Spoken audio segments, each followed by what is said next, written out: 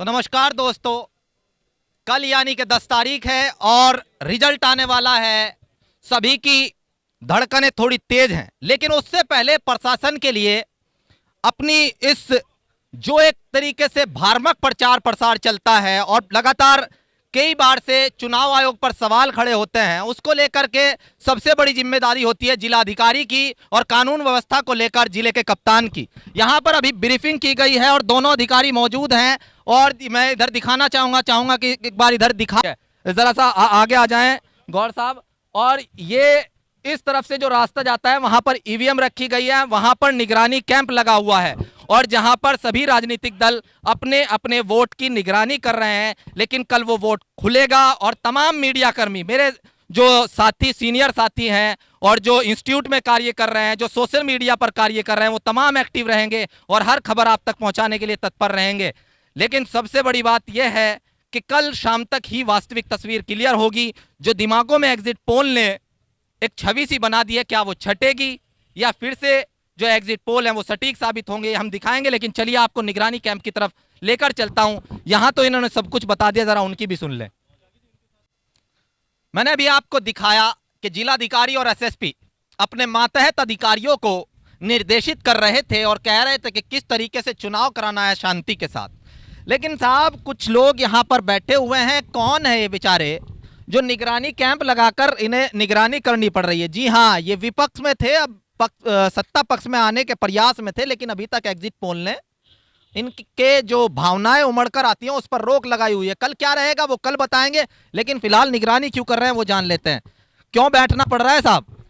देखिए, एक स्वस्थ लोकतंत्र के अंदर मतदाताओं को अपने अधिकारों की रक्षा करने का अधिकार है और उसी को लेकर पिछले 30 दिनों से समाजवादी पार्टी राष्ट्रीय लोकदल के कार्यकर्ता ईवीएम के स्ट्रांग रूम की सुरक्षा के लिए यहाँ बैठे हुए हैं।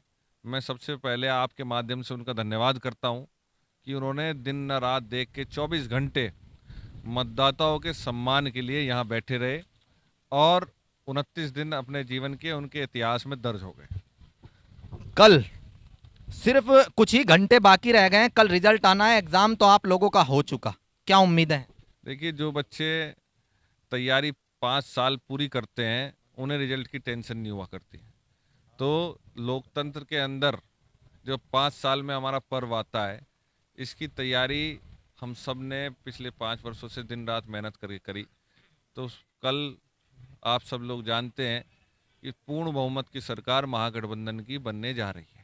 और वो एग्जिट पोल जो अभी तक लोग जिन्हें अगर भारतीय जनता पार्टी की हम बात करें तो वो पूरा खुश है, उनके खेमे में खुशी है।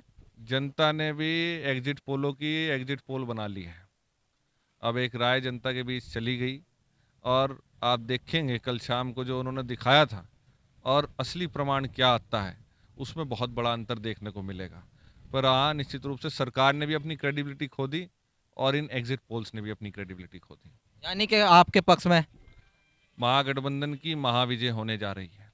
तो इन्हें तो साहब पूरा भरोसा है, लेकिन कुछ ही घंटे जैसा कि मैंने कहा, या तो कल वो मेन स्ट्रीम मीडिया जो दिखा रही है कि एग्जिट पोल में भारतीय जनता पार्टी की सरकार बन रही है, या तो वो इस तरीके से करेगी। मैं आपको थोड़ा सा उसका एग्जांपल दिखा देता हूं कि जैसा कि हमने दिखाया था एग्जिट पोल में, जी हां उसी तरह की खबरें आ रही हैं, आप देख सकते हैं। जैसा कि बिल्कुल अनुमान लगाया गया था वही कुछ रिजल्ट आता हुआ। और अगर इनका कहना सच होता है फिर उसके बाद जैसा कि एग्जिट पोल में बताया था उसके अनुसार हालांकि रिजल्ट आ रहे थे, लेकिन जिस तरीके से मेहनत की थी उसके बाद से रिजल्ट पलट गए हैं। तो ये दो तस्वीरें आप कल देखेंगे। लेकिन मुझे जहां तक लगता है चुनाव बहुत घस्से का होने वाला है, जबरदस्त होने वाला है। बिहार वाला चुनाव होने वाला है जिसमें तेजस्वी यादव की जीत बताई जा रही थी, लेकिन आखिर में नीतीश ने सरकार बनाई थी। ऐसे ही अगर एग्जिट पोल यहां किसी और की सरकार बता रहा है तो कुछ और भी हो सकता है। ये जानने के लिए आप जुड़ रहिएगा।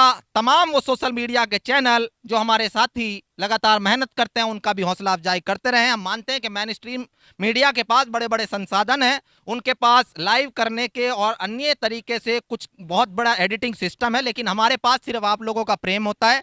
जब आप हमें हौसला अफजाई करके, कमेंट करके, शेयर करके हमारा हौसला बढ़ाते हैं, तब ये हिम्मत हमारे पास आती है। लगातार इसी तरीके से मैं और हमारे तमाम साथी, चाहे वो MS गौर हो, निखिल हो, हम लगे हुए हैं और दिखाते रहेंगे। इसी तरीके से जुड़ रहिएगा मेरे साथ। परफेक्ट खबर, आपकी आवाज आप तक।